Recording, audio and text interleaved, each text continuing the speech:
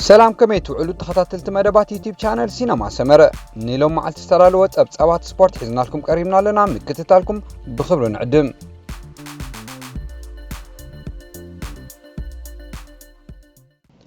ኤርትራው ተቀዳዳማይ ክለብ ዳይሜንሽን ዳታ አማኑኤል ገብረ እግዚአብሔር ሎምን ሳልሳይ መዓልቲ ተቀፂሉ ኣብዞ ዓለ ውድድር ኤትዙሊያ ባስ ካንትሪ ግዜ ከይከሰረ መበል 14 ደረጃ ሒዙ ውድድር ፈጺሙ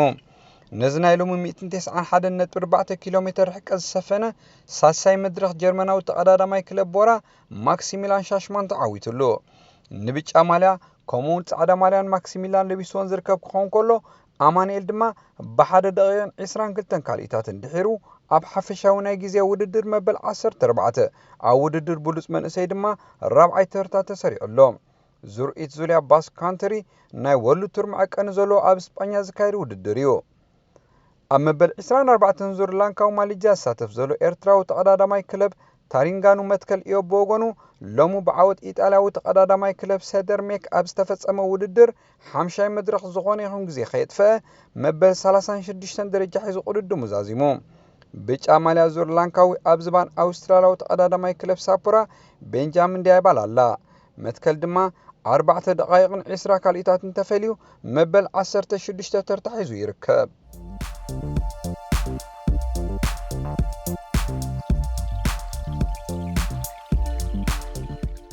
ግጥማት ኩዕሶ እግሪ ቻምፒዮንስ ሊግ ኤውሮጳ ጽባሕ ሓሙሱን ክቕጽል እዩ ኣርሴናል ምስ ናፖሊ ተካይዶ ጾታ ድማ ብኽብደቱ ኣብ ቅድሚ ተሰሪዑ ዘሎ እዩ ኣብዚ ግጥም ዚ ኣርሴናል ን4 ኣገደስቲ ተጻወትቲ ከተወርድ ድማ ሓደ ካብ ናይ ቅድም ተጻወትታ ጋንታ ዝነበረ ሃርሌ ኒኮላስ ናብ ኡናይ ኤምረ መልእኽቲ ኣብጽሕሎ እቲ ኣብ ግዚኡ ዝበለጸ ተጻዋታይ ዝነበረ ሃርሌ ኒኮላስ ኣብዚ ናይ ፍርቂ ፍጻሜ ጸወታታት ሜሱት ኦዚልን ኣሮን ራምሲ አቡሞያንግ ላካዜቲ በኦዋምነት ክስለፊቶም ሓጺኑ ዘሎ አርሴናል ነዚ ሓሳብ እንተተጠቂማትሉ ድማ ተዓዊታትሉ ዘይትወጽእ መንገዲ ከምዚ የላ ኣብሪሁ ንሱ ወሲኹ ኣብ ዝሓለፈ ናይ ፕሪሚየር ሊግ ጸወታታት አንጻር ኤቨርተን ኣብ ዝተኻየደ ዘሰለፈቶም ተጻወቲ መሐመድ ኤልነኒ ሄንሪክ ማክታርያንን ግና ገና ኣብ ቁመና ከምዚ የለው ያረዲኡ አርሴናል ኣብዚ ጽባሕ ምስታሎም ዓመት ኣይግድን ኮይና ቀሪባ ዘላ ኣባል ክለብ ሰሪያ ኢጣልያ ናፖሊ ተካይዶ ጸወታ ሙሉእ ብሙሉእ ዓወት ሒዛ ክትወጽእ ምዃና እዩ ዝግለጸላ ከምዚ ዝከር ኣርሴናል ንሬንስ ብምርትዓን ኣብዚ ደረጃ በፂሓ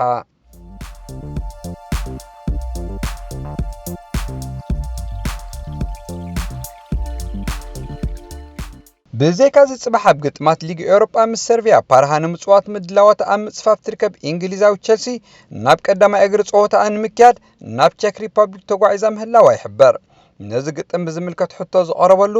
ናይ ቅድም ኣባል ክለብ ኣርሴናል ሃርሌ ኒኮላስ ኣብ ዝሃቦ ሓሳባት ኣነ ኣብ ጸወታ ንኤደን ሃዛርድ ኦሊቨር ጅሩድ ካልም ሆድሰን ኦዴን ብሓባር ከውርዶም መረጽኩ ብምባል ሓሳቡ ኣፍሲሱ ኣብዚ መጽእ ወቕቲ ቸልሲ ነቲ ኣብዚ እዋን ዝመርሓ ዘሎ ኣሰልጣኒ ኢጣልያዊ ማውሪዚዮ ሳሪ ክሰጎ ምዃኑ ኣብ ዝሕበረሉ ዘሎ እዋን ድማ እቲ ኣሰልጣኒ ንቸልሲ ናብ ዝመጽእ ዓመት ቻምፒዮንስ ሊግ ዘሳትፍ ደረጃ እንተረኺቡ ንጉዳይ ብዝምልከት ዳግመ ግምት ክገብረሉ ምዃኖም ተንተንቲ ዘረድኡ ኣብዚ እዋን እዚ ኣብ ግጥማት ፕሪሚየር ሊግ ዓዲ እንግሊዝ ንቶተንሃም ኣርሴናልን በሊፃ ኣብ ሳሳይ ደረጃ ተቐሚጣ ዘላ ቸልሲ ነቲ ጽባሕ ሓሙስ ምስ ቼክ ሪፐብሊካዊ ሰልቪያ ፓርሃ ተሰሪዕላ ዘሎ ግጥም ጀርመናውያን ዲያኑ ዝኾኑ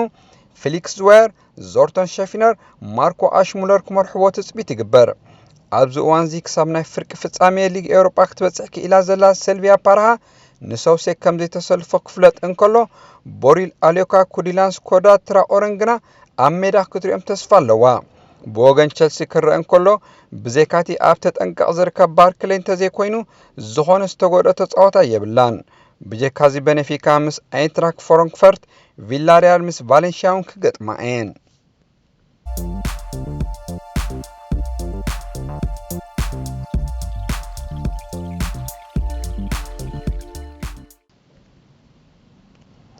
ኣብ ዜናታት ምስግጋር ተጻወቲ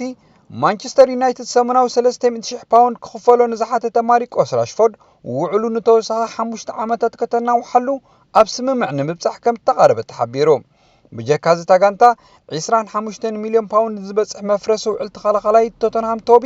ክትከፍላ ምቅራብ ከም ዘላ ተገሊጹ ሊቨርፑል ኣብ ልዕሊ ፖርቱጋላዊ ኣከፋፋሊ ክለብ ወልፍስ ሩበን ኔቭስ ተገዳስነት ተሓዲራ ተባሂሉ ኣሰልጣኒ ቸልሲ ነበር አንቶኒዮ ኮንተ ዓመታዊ 9 ሚልዮን ፓውንድ እንተደኣ ተኸፊልዎ ኣሰልጣኒ ክለብ ኢንተር ሚላን ክኸውን ድሉ ከም ዘሎ ተነጊሩ ኤደን ሃዛርድ ናብ ሪያል ማድሪድ እንተግዒዙ ብልቃሕ ምስ ባየር ሙኒክ ዝርከብ ኮሎምባዊ ጄምስ ሮድሪገዝ ናብ ጁቬንቱስ ከምርሕ ዝለዓለ ተኽእሎ ኣለዎ ተባሂሉ ጋርዝ ቤይል ኣብ ማድሪድ ሕጉስ ከም ዘሎን ናብ ፕሪምየር ሊግ ድማ ክምለስ ከም ዘይደልን ወኪሉ ኣፍሊጡ ብኣንጻሩ ግን እታ ብዘይነድን ዜዳን እትእለ ጋንታ ንቤይል ከተፋንዎ ከም ዝመረፀትን እትዕድጎ ጋንታ ድማ ባዕሉ ክመርፅን ዕድል ከም ዝሃበቶ ኤኤኤስ ተባሃለት ጋዜጣ እስጳኛ ኣብ ሕታማ ኣስፊራ ሓላዊ ውልዳት ኣትሌቲኮ ማድሪድ ጆን ኦብላክ ውዕሉ ክሕድስ ብጋንትኡ ተሓቲቱ አርሴናልን ቶተንሃምን ኒኮሮሺያዊ ኣከፋፋሊ ክለብ ኢንተር ሚላን ቪቫን ፐርሲች ንምውናን ኣብ ውድድር ተጸሚደን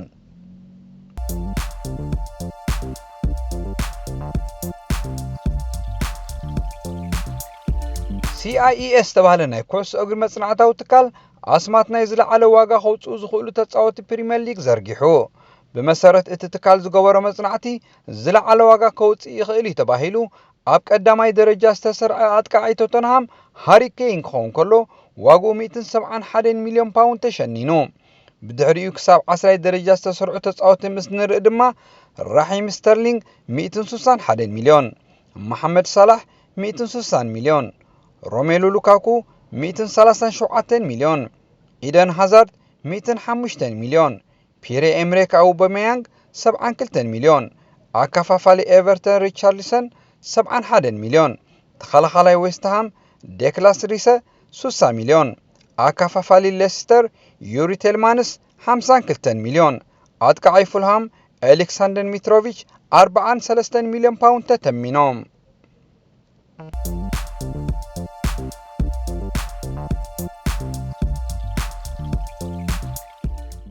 አጥቃዓይ ዩቬንቱስ ክርስቲያኖ ሮናልዶ ተጻዋታይ ናይ ዛሎ ምሸት ዝተጋጠማ ክለብ አያክስ ዝነበረ አብደልሐቅ ኑሪ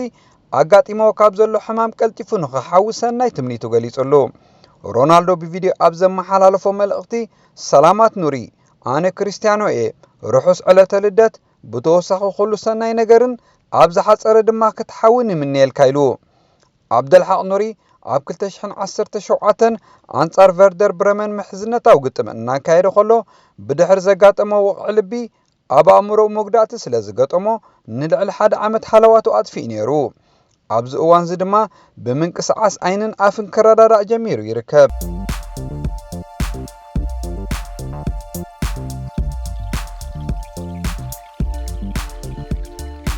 ባርሴሎና ኣብ ሜዳ ኦልድ ትራፎርድ ምስ ማንቸስተር ዩናይትድ ኣብ ዘሰላሰለቶ ጸወታ ኣብ መበል 12 ደቂቕ ሜሲ ናብ ስዋረዝ ዝለኣኻ ኩዕሶ ስዋረዝ ብርእሱ ድሕሪ ምህራሙ ንተኸላኻላይ ዩናይትድ ሉክ ሻው ሃሪማ ንባርሳ መሪሕነታ ትሒዛታ ነዛ ሾቶ መስመር ዳኛ ካብ ጸወታ ወጻኢሉ ሰሪዙ እኳ እንተነበረ ብመገዲ ቫር ምስ ተራእየት ግን ከም ጎል ጸዲቓ ብድሕሪዚ ካብ ክልቲአን ጋንታታት ዝተረኽበ ሾቶ ስለ ዘይነበረ ጸወታ 1-0 ኣብቂዑ ኣብ ጸወታ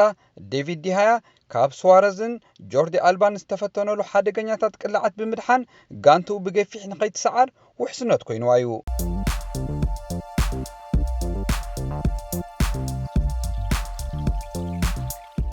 ዩቬንቱስ ናብ ኔዘርላንድ ተጓዒዛ አንጻር አያክስ ኣብ ዝገበረቶ ግጥም ድማ ኣብ መበል 45 ደቂቕ ሓዊሉ ናብ ሜዳ ዝተመርሰ ሮናልዶ ብርእሱ ብዘቁፀራ ሾቶ 1-0 መሪሓ ናብ ዕረፍቲ ወፅያ ናይ ካልኣይ ዕብረ ጸወታ ገና ደቂቕ ከይተላዕሎ ዳቪስ ኔረስ ብዝናእ ጥበብ ንኽልተ ተኸላኸልቲ ዩቬንቱስ ኣታሊሉ ቦታሪኡ ዘቐልዓ ኩዕሶ ንጋንቱ አያክስ ኣማዕራያታ ኔረስ 5 ደቂቕ ጸኒሑ ካልእት ሾቶ ደጊሙ እኳ እንተነበረ ካብ ጸወታ ወፃኢ ኮይኑ ኩዕሶ ስለ ዝተቐበለ ግን እታ ዘእተዋ ጎል ተሰሪዛ ብድሕሪዚ ብኽልቲአን ጋንታታት ዝተፈላለየ ፈተነታት እኳ እንተተራእየ ናብ ፍረ ዝበፅሐት ፈተነ ግን ኣይነበረትን ጸወታ ድማ 1-1 ተወዲኡ ክቡራት ተኸታተልቲ መደብ ዩቲዩብ ቻነል ሲነማ ሰመረ ንሎሚ ዝበልናዮም ጸብጻባት ስፖርት ኣብ ዝወዲእና ኣለና ኣብ ቀጻሊ ብኻሊእ ረኸበና ሰሰናዩ